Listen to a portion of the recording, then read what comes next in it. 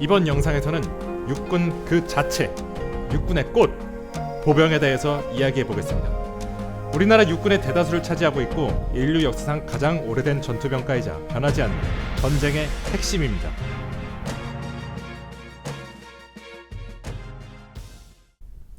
결국 적진의 깃발을 꽂는 것은 보병이 하는 일이죠. 그만큼 총알바지나 땅개 등으로 불릴 수도 있지만 가장 중요한 병과입니다. 입대하시는 분들은 특정 주특기를 신청하지 않거나 군에서 요구하는 자격증이 없이 그냥 입대한다면 대부분 소총수로 분류됩니다. 옛날 분들에게 군 시절 보직이 뭐였냐고 물어보면 이런 말씀들을 하십니다. 어떤 거 했어요 그때서? 그거 완전 일빵빵이에요. 일빵빵? 소총. 소총. 소총 부대. 네, 옛날에는 일빵빵 보병으로 불렸지만 지금은 번호 1111을 부여받게 됩니다. 하지만 이 1111 소총수라고 해서 모두 일반 보병이 되는 것은 아닙니다. 소총수는 매우 자유롭습니다. 소총수는 말 그대로 백지 상태 그대로죠. 부대에 가서 어떤 보직을 맡게 될지 몰라요. 하지만 이번 영상에서는 정말 순수하게 보병에 대해서만 알아보겠습니다. 경호실장이 군 인사나 정치적인 사안에 너무 깊이 개입하고 있어 문제가 심각합니다. 네, 저기 저 마크 보이시나요? 아마 드라마나 영화를 보면 제일 많이 보게 될 마크입니다. 저게 바로 보병의 병가 마크죠. 보병의 기본 무기인 칼과 방패로 병가 마크를 표시했습니다. 소총수로 보병대대에 배치받게 되면 군대 소총수의 한 일원으로 활동하게 됩니다. 10명으로 구성된 보병분대의 구성은 이러하며 사용하는 무기는 K2 수총, 유탄수는 유탄 발사기인 K201, 기관총 사수는 K3 기관총을 사용하는 것이 보편적입니다. 기관총까지는 알겠는데 유탄 발사기는 뭐냐고요? K201은 K2 소총에 결합하여 사용하는 유탄 발사기로 무게는 2kg가 조금 못 미치는 상당한 무게를 가지고 있고 K2와 결합하면 그야말로 크고 아름다워집니다. 유탄수 출신들은 알겠지만 경기 근무 나갈 때도 이 무거운 K201을 들고 나가야 했던 기억 있으실 겁니다. 아우 진짜 보는 사람도 힘들어 보였어.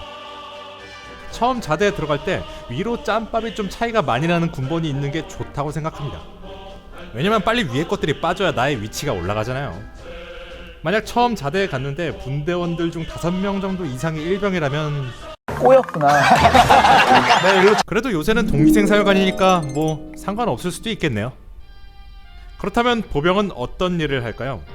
교육훈련 일과표에 따라서 중대장이나 우리 열의가 넘치는 소대장님의 지시를 통해서 장비를 갖추고 근처 훈련장에 나가 분소대 전술훈련, 사격훈련, 통신장비훈련, 장애물훈련, 기초 전투 행동 요령 등 개인의 전투력을 극대화할 수 있는 아주 멋있는 일을 함으로써 소부대 전투 기술의 달인이 됩니다. 네, 뭐 달인이 됩니다. 달인이 되긴 하는데 자주 하지는 않고 주로 삽을 들고 일을 합니다. 작업을 합니다. 보병의 무기는 뭐 K2, K201, K3 이런 게 아니고 뭐 삽이라는 이야기도 있고. 아니 도대체 부대에는 뭘 그렇게 작업할 게 많은지 처부 소속된 병사들은 전부 다 열애되고 우리 불쌍한 보병들은 항상 남아서 우리 행보관님과 함께 작업을 하게 됩니다. 뭐 그 작업이라 하면 삽질, 진지보수, 도색, 잡초 제거, 부대 환경관리, 겨울철엔 제설 작업, 심지어 뭐 대민 봉사활동까지 한두 가지가 아닙니다. 열심히 작업을 하다가 경계근무 순서가 되면 경계근무를 서고 경계근무가 끝나면 다시 쉬다가 다시 와서 작업을 합니다. 그렇게 16시쯤 작업을 슬슬 마무리하고 체육시간이 있는 부대는 체육을 하면서 하루 일과를 마무리합니다. 물론 다른 병과나 보직의 병사들도 작업을 많이 하지만 유독 보병들이 작업을 많이 하는 편인 것 같습니다. 이렇게 매일 작업과 삽질 그리고 작은 훈련만 하다가 2년이 흐를까요? 그렇지 않습니다. 대규모 훈련도 하게 되는데 역시 최대의 관심사는 행군 아닐까요? 여러분들이 사단 배치를 받았는데 그 사단의 이름이 제 땡땡 기계화 보병사단이라고 돼 있으면 걷는 걸 너무 싫어하시는 분들은 유레카를 외치셔도 됩니다. 기계화 보병사단의 경우 장갑차라는 아주 고마운 존재를 타고 이동을 하기 때문에 행군이 급격히 줄어듭니다. 물론 기본 행군은 하지만요. 그런데 그냥 제 땡땡 보병사단이라고 써있다면 이 행군과 함께 전술훈련도 굉장히 힘든 편에 속합니다. 물론 전술훈련은 모든 병사가 다 힘들지만 대대급 이상에서 실시하는 전술훈련에 참여하게 됐을 때 보병은 만만치 않습니다. 온갖 힘듦과 더러움, 피곤함, 추위 등과 싸워야 하며 그야말로 뺑이를 쳐야 됩니다. 소대장이나 중대장들도 윗선의 눈치를 엄청나게 보는데 병사들은 뭐 말할 것도 없죠. 괜히 방독면 가방 안에 방독면은 빼고 간식만 잔뜩 넣어놨다가 걸리지 말고 각오 단단히 하셔야 될 겁니다. 홍영수의 군장에서는 깔깔이 2벌과 건빵 그리고 바람을 넣어 부풀린 비닐봉지가 전부였다.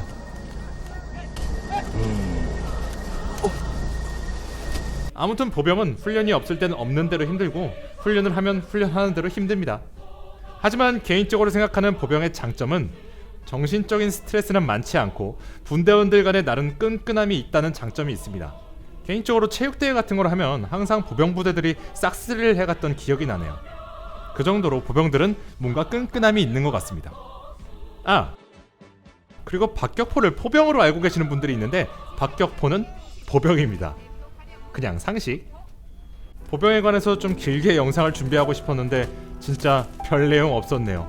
아무리 기술이 발전하고 군사 무기가 다양해진다고 해도 결국 군 전력에서 가장 중요한 건 보병이라고 하죠.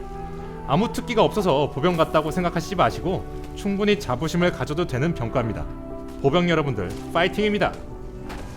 군대 말이죠. 아무리 현대화하더라도 결국은 상대방 땅 점령하고 그리고 상대방 쳐내려고 막는 것은 보병이에요. 기계가 막는 게 아니고 보병이 막는 겁니다. 우리나라에 사관에 최소한 필요한 게 20개 있어야 됩니다.